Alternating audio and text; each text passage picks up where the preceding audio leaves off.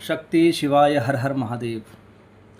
शिवे भक्तिर शिवे भक्तिर भवे भवे, अन्यथा शरणम नास्ति तमेव शरणम मम। क्या भाग्य प्रारब्ध ही सब कुछ है? यद्यपि जन्म से लेकर मृत्यु तक सब कुछ पूर्व में ही निर्धारित हो चुका है कि हमें कितना सुख प्राप्त होना है, कितना दुख प्राप्त होना है, क्या मिलना है, क्या नहीं मिलना है। ये सब कुछ हमारे जन्म से पूर्व ही यदि सब निर्धारित हो चुका है, तो फिर अतिरिक्त प्रयास किस लिए? फिर कर्म का क्या उद्देश्य है? ये प्रश्न हमारे जीवन में अनेकों बार उठता है और इसका सिर्फ एक ही उत्तर है कि भाग्य प्रारब्ध ही सब कुछ नहीं है। क्योंकि ऐसी धारणा कि भाग्य प्रारब्ध ही सब कुछ है, ये हमें अकर्मण्य बनाती है, हमें आलसी और प्रमादी बनाती है। जब हम भाग्य को पकड़ करके बैठ जाते हैं तो हम अकर्मण्य हो जाते हैं, क्योंकि अकर्मण्य इस संसार जगत में श्राप है और कर्म योग ही वरदान है। क्योंकि कर्म के बिना इस शरीर की यात्रा भी पूर्ण नहीं हो पाएगी और कर्म के बिना ही हमारी गति नहीं हो पाती है। बिना कर्म के गति भी नहीं हो पाएगी और ना इस मनुष्य देह को पाने का, इस मनुष्य शरीर को पाने का उद्देश्य जो है वो भी पूरा नहीं हो पाएगा। तो इसलिए कर्म तो आवश्यक है हर हाल में। अब जो लोग सिर्फ इसलिए अपने आप को कोसते हैं, अपने भाग्य को कोसते हैं और दुख के समय में वो अपने भाग्य को कोसते हैं, उनकी भगवान से श्रद्धा, भगवान से आस्था टूट जाती है और वो ऐसी धारणा बना लेते हैं कि सिर्फ प्रारब्ध ही सब कुछ है संसार में और कुछ नहीं। वो भगवान से दूरियां बना लेते हैं, वो मानसिक स्थिति से कमज़ोर हो जाते हैं। किंतु ये मनुष्य जीवन जो प्राप्त हुआ है, ये सिर्फ भोगने के लिए नहीं प्राप्त हुआ है। जो लोग ऐसा सोचते हैं वो सिर्फ ये सोचते हैं कि ये शरीर और ये संसार का हेतु जो है वो सिर्फ भोगने के लिए, ये भोगों के लिए ही संसार जगत में हम आए हैं, वो ऐसा सोचना उनका होता है।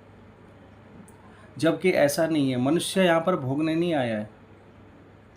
मनुष्य अपने पुरुषार्थ के दम पर, अपने पुरुषार्थ कर्म से अपने प्रारब्धों को मिटाने के लिए यहाँ पर आया है। उसको मनुष्य देह जो पुरुषार्थ के दम पर अपने बुरे कर्म प्रारब्धों को, अपने पाप पुण्य के प्रारब्धों को मिटाने के लिए उसको ये देह मिला है और भुक्ति से मुक्ति की तरफ जाने के लिए ये शरीर मिला है। अभ्युदय से निश्रेयस की तरफ जाने के लिए ये शरीर मिला है। जन्म मरण के बंधन से मुक्त होने के लिए ये शरीर, देह शरीर मिला है। दुर्लभम त्रयमेवेत देवानुग्रह हेतुकम मनुष्यतम मुमुक्षुतम महापुरुष से संश्रय। ये तीन चीज़ें जो हमें प्राप्त होती है बड़ी दुर्लभता से, तीन चीज़ें बड़ी दुर्लभता से प्राप्त होती है और वो भगवान की जब कृपा होती है तभी वो मिलती है। भगवान का अनुग्रह जब प्राप्त होता है तभी वो संभव हो पाता है। पहला, मनुष्य देह में जन्म होना, और दूसरा उस पर भी हृदय में मोक्ष की कामना, और तीसरा साधु पुरुषों का, साधु संत महापुरुषों का संश्रय, संग, उनका सानिध्य प्राप्त हो जाना। ये मनुष्य को प्राप्त होता है, ये पशुओं को प्राप्त नहीं हो पाता है। तो इसलिए पशुओं के लिए और जीवों के लिए, अन्य जीवों के लिए ये भोग योनि हो सकती है। वो कष्ट भोगने के लिए आए हैं यहाँ पर, उनको भोगना ही पड़ेगा। लेकिन मनुष्य के लिए ऐसा नहीं है कि वो सिर्फ कष्ट भोगने के लिए यहाँ पर आया, वो अपने कष्टों को भोगे, अपने सुख और दुख को भोगे। वो इन कष्टों से, सुख दुख से ऊपर उठ करके अपने इससे मुक्त हो सकता है। जो भाग्य में उसके नहीं भी है वो उसको भी अपने पुरुषार्थ के दम पर प्राप्त कर सकता है। किंतु उसके लिए भजन बल और अपने इष्ट आराध्य की सेवा, भक्ति और भजन बल की आवश्यकता होती है। पूर्ण श्रद्धा करके अपने इष्ट पे, अपने आराध्य पे कर्म बंधन से मुक्त हुआ जा सकता है। कर्मों के बंधन से, ये कर्मों का बंधन ही तो है जो हम भोग रहे हैं, जो हम काट रहे हैं। क्योंकि संचित कर्मों के द्वारा, पूर्व के संचित कर्मों के द्वारा, उन संचित कर्मों के दो भागों से, एक भाग से हमारे शरीर का निर्माण हुआ है और दूसरे भाग से हम उस शरीर में जो कष्ट ये जो हमारे आ रहे हैं वो हम भोग रहे हैं, उसको प्रारब्ध कहते हैं। और अब जो हमें नवीन कर्म करने का जो अवसर प्राप्त हुआ है मनुष्य देह के अंदर,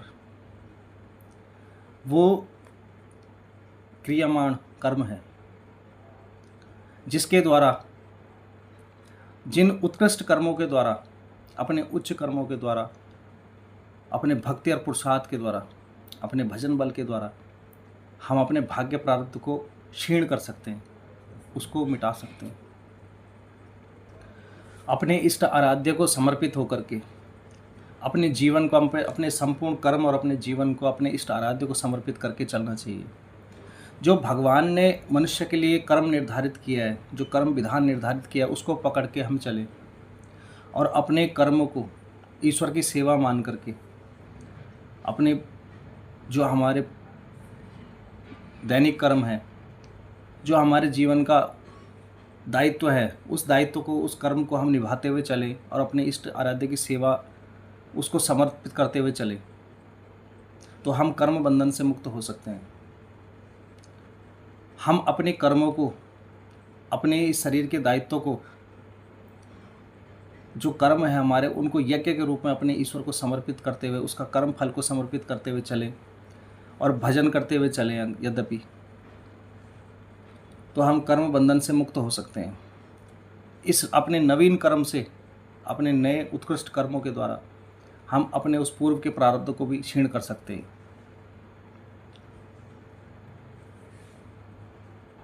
हम थोड़ी सी अपनी कामनाओं के वशीभूत होकर के भगवान की शरण में जाते तो हैं, किंतु जब हमको शीघ्र कुछ प्राप्त नहीं हो पाता तो हमारी श्रद्धा कमज़ोर हो जाती है भगवान के प्रति। लेकिन ये देखिए कि हमारे प्रारब्ध कितने कठिन हैं, हमारे पूर्व के प्रारब्ध इतने बड़े हैं, तो हम थोड़ी सी भक्ति करने से ही हम विचलित हो जाते हैं। उसके लिए हमें पूर्ण श्रद्धा रखनी पड़ेगी, पूर्ण समर्पण देना पड़ेगा, निरंतर सतत भजन करना पड़ेगा, सतत नाम जप करना पड़ेगा अपने इष्ट आराध्य का, तब जाके हमको वो प्राप्त, धीरे धीरे प्राप्त होगा।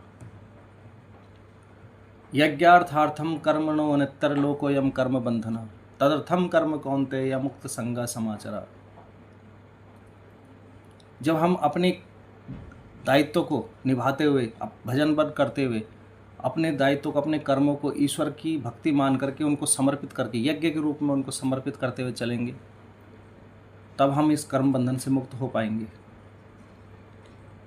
इस निस्वार्थ भाव से भजन करने से और ये पापाचरण का त्याग करने से, काम क्रोध मद लोभ ईर्षा द्वेष, ये सब पापाचरण, शुद्ध आचरण, शुद्ध भोजन, शुद्ध मर्यादित जीवन जीने से हम भजन मार्ग में आगे बढ़ सकते हैं।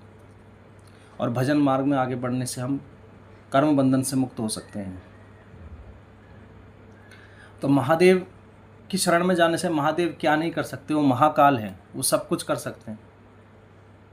लेकिन उसके लिए हमारा उद्देश्य, हमारा ध्येय शुद्ध होना चाहिए, हमारी चेतना हमारी शुद्ध होनी चाहिए,